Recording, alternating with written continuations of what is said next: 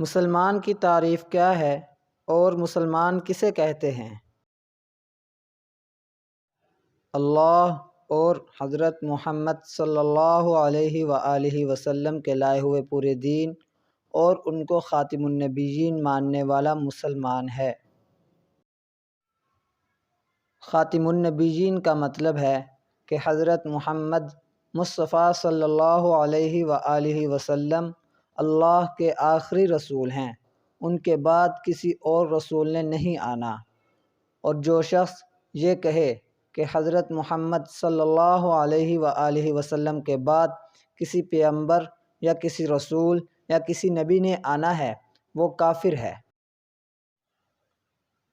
دنیا میں کچھ ایسے لوگ چل پھر رہے ہیں کہ وہ لوگوں کو مسلمان کے نام پر دھوکہ دیتے ہیں، جبکہ وہ مسلمان نہیں ہوتے، کیونکہ وہ یہ عقیدہ رکھتے ہیں کہ حضرت محمد صلی اللہ علیہ وآلہ وسلم کے بعد کسی اور رسول نے آنا تھا یا آئے گا یا آ گیا ہے، لیکن وہ اس بات کو لوگوں کے سامنے ظاہر نہیں کرتے۔ وہ لوگوں سے بہت اچھی اخلاق کے ساتھ پیش آتے ہیں اور بہت ہی بااعتبار بندے بن جاتے ہیں۔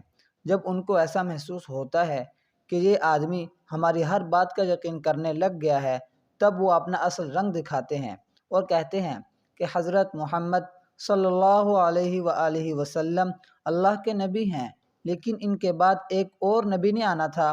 یاد رہے، اگر کوئی مسلمان ایسا کہے تو آپ فوراً سمجھ جائیں کہ یہ مسلمان نہیں ہے بلکہ ہم کو دھوکہ دے رہا ہے، اور پھر آپ کو چاہیے کہ آپ اس بات کی اصل تک پہنچے۔